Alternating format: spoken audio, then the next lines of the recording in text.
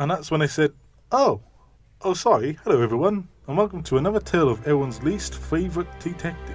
Today we're going to look back on how Mr. Chins, the long-chinned and incredibly short but rather loud man, began following Sholmes around on his adventures. Well, let's begin. Our story begins on Fishwife Road in London, and I assure you, the street name has nothing to do with anything dodgy. Nonetheless, outside Mrs. Margaret Charles' front window stands a freshly baked pie, with her garden gnome eyeing it. Buffalo chicken. With a fast swipe, he grabs the pie and bolts.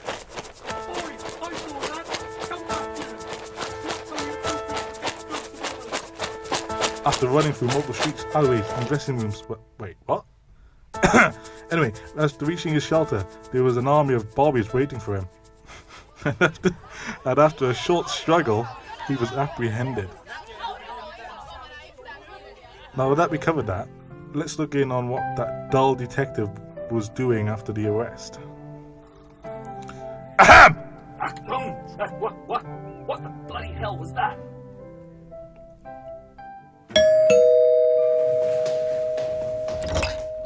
I'm so sorry. I can't take your case due to a very real bank holiday that falls on this Wednesday, once in a blue moon.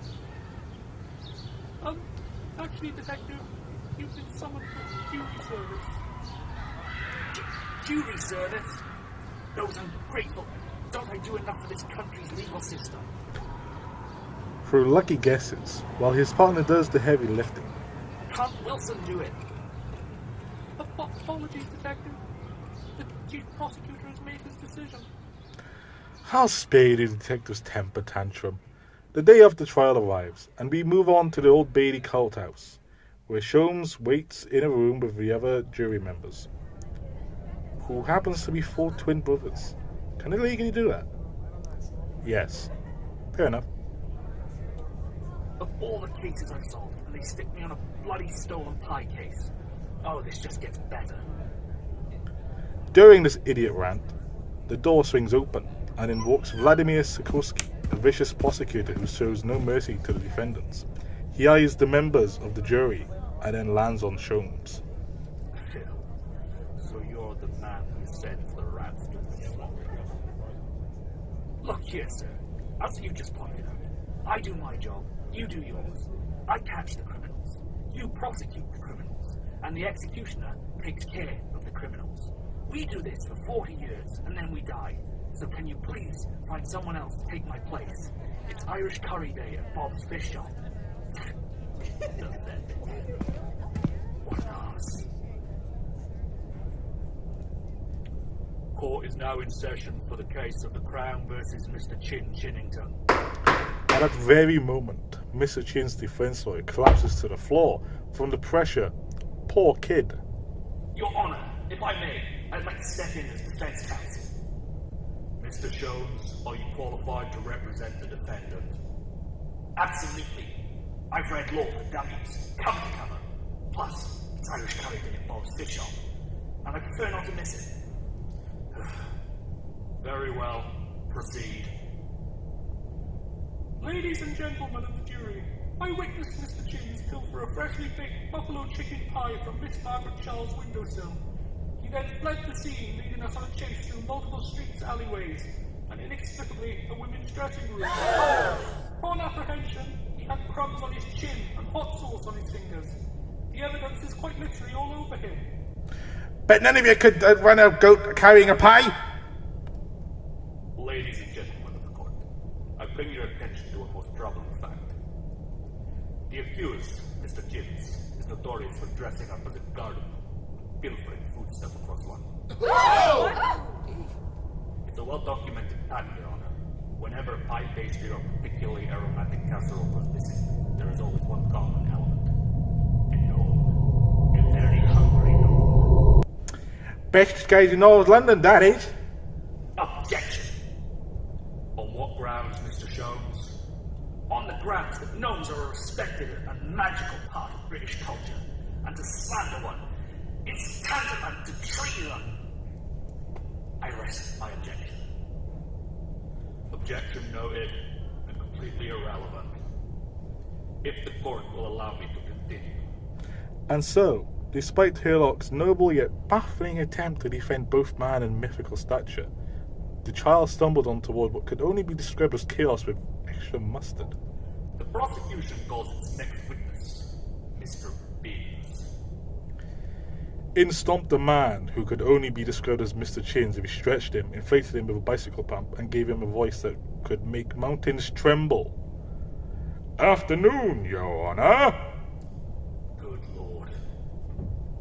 When Mr. Chins was short, squawky, and powered almost exclusively by pastries, Mr. Binns looked like he could wrestle a horse and win. Mr. Biggs, please explain the relation to the accused. He's me cousin. Mum's side. Very distant. Like, emotionally distant, too. And can you confirm to the court that Mr. Chins has a history of, well, shall we say, culinary-related relocations? Oh, I think he definitely did it. He is crazy. Lock him up. He's always been this much of a nutjob. He's a crazy nut. Brought a model train into my courtroom. Bailiff, remove him immediately. I believe he's calling his cousin an incomplete. Order in the court. And with that thunderous thwack of judicial fury, Mr. Binns was ordered to step down, still muttering something about gnomes and sausages. Mr. Sholmes, your defense. Make it snappy. Ladies and gentlemen, people dress suspiciously like gnomes. Consider the facts. A pie was stolen. A gnome was seen. But, have we considered the possibility that the pie stole itself? Have we considered the gravitational anomalies, spontaneous pastry propulsions, or road pigeons working in coordination? Groups could have whisked said pie away from its windowsill to parts unknown. Perhaps Mr. Chins was simply coincidental scenery, a humble man blending into his surroundings like a brave, edible fiend chameleon. I put it to you all, in a world where pies move, gnomes unfairly maligned, and justice often resembles a particular bad pantomime. How can we condemn a man based solely on snack-related circumstances? Enough! Mr. Chins, not guilty. Get him out of here. Ha! Justice. On one condition. You, Mr. Sholmes, are hereby assigned as the primary carer of Mr. Chins. But I have plans. Very important detective things. A curry night with Bob's. Would you prefer an additional 6 months of jury service and a personal fine every time you set much as one toe on grass? I accept. And so, Herlock Sholmes walked out of the courtroom, burdened not just by the weight of justice, but by the far heavy weight of his new gnome-shaped dependent. We will meet again, Sholmes, and next time there will be no pies to save you. Thus ends another glorious chapter in the adventure of Herlock Sholmes.